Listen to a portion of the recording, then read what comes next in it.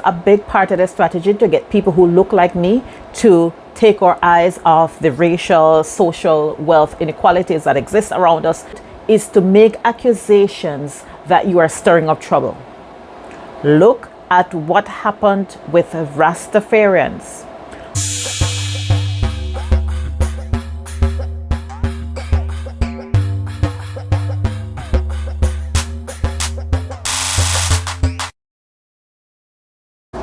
The responses to my videos on the 21 families who control wealth and power in Jamaica have been mostly positive, but some of the comments have me thinking that history is bound to repeat itself if we choose not to learn the lessons from it.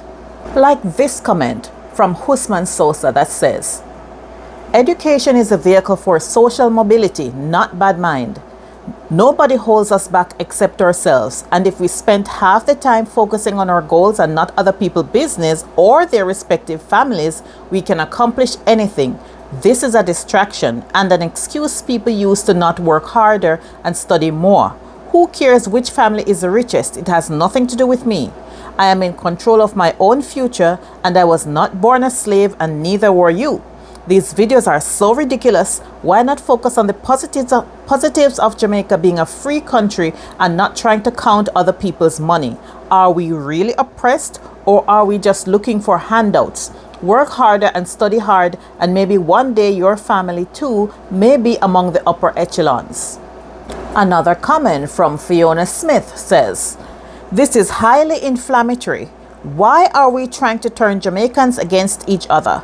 Apparently we don't have enough problems as a country. What a way to contribute to your country's development."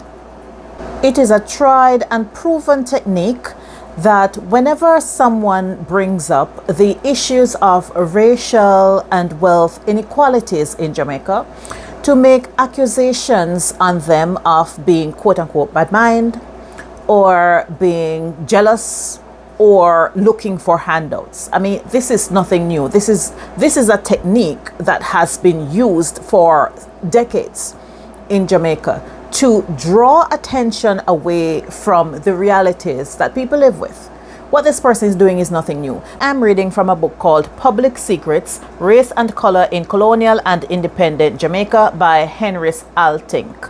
Color blindness has been the dominant racial ideology in colonial and independent Jamaica. It has explained racial disparities as the result of non-racial factors and prevented action to change a racial order that bestows privilege on white or light skin. An important step forward then is to make the role of race and color visible. And one of the best ways to do this is to measure the impact of race and color and publicize it. Classism has now become the common mode for talking about race and color. In whatever way it is used, classism serves to keep race a public secret.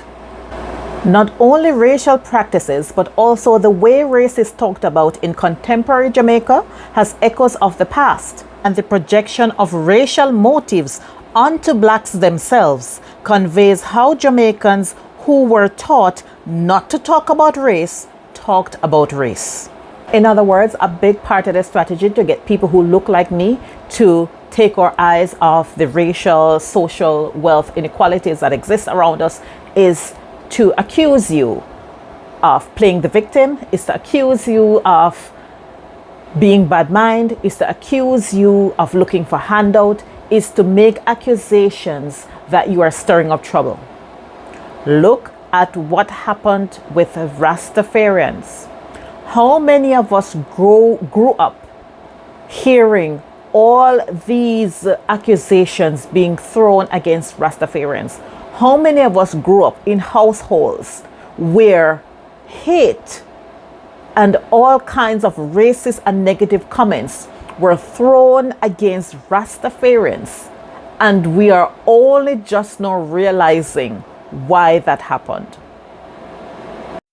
The movement to censor any discussion about racial inequality, about wealth inequality, about class inequality is very precise, very strategic, and very deliberate.